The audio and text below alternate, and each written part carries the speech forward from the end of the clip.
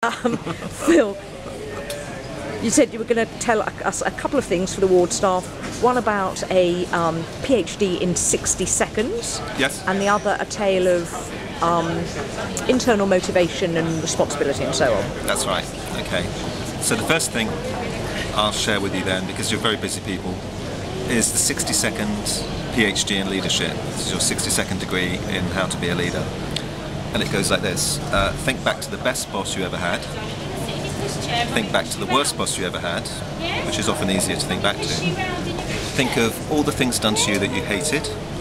Never do them to anybody else ever. Think back to all the things that were done to you by your boss that you loved. Do those things to other people always. You see, it's not quite as complicated as the leadership experts try to make out. And that doesn't come from me, that comes from Dee Hock, who was the founder of Visa, which many of us have on our cards and which many of us are in debt to. And it's quite appropriate, his last name was Hock, which I'd never thought of. But he came up with that and called it the 60-second PhD in leadership, and he said that's 80% of what you need to know about leading. So I hope that's useful. Marion asked me to tell you a little story as well about leadership in unexpected places. So I'll share a story with you. There's a guy called Stephen Covey who wrote a book that many of you may know called The 7 Habits of Highly Effective People. And he says a leader is the person who climbs the tallest tree, surveys the entire jungle, looks down and shouts, "Wrong jungle." Now, there is some truth in that a leader is a person who sees things that other people don't and is brave enough to speak out and point out that where you think you are that's exactly right actually isn't. But don't make a vertical connection between the person at the top of the tree and the person at the top of an organisation, or the person running your ward, or the person running your hospital. Because nowadays we need leadership at all levels. And I want to tell you a quick true story that illustrates that we do need leadership at all levels, and how that can be you, and that could be me, that could be Marion. A guy called Max Weber, a sociologist, said 100 years ago that organisations that will survive and thrive will be those that don't have one leader at the top that makes all the decisions, but have acts of leadership throughout the system. And that's what this story illustrates, is an act of leadership throughout the system. And the core point of it, I think, is to look for leadership in unexpected places, including yourself maybe. So this is a true story. It's about a 10-year-old girl called Tilly who was on the beach in Thailand the day after Christmas.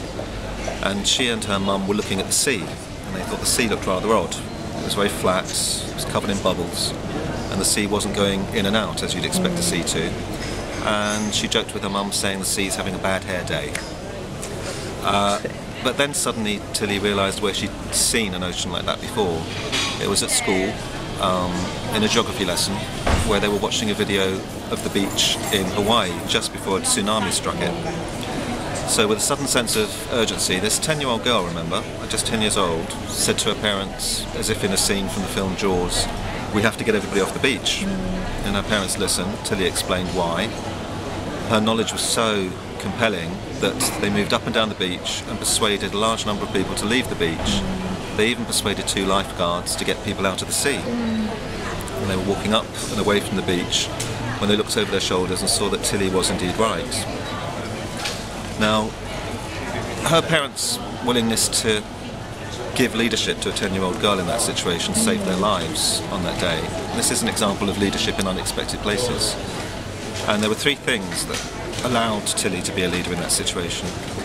The first was obviously her learning. So that's your training, your experience, your knowledge of what's the right thing to do in certain circumstances.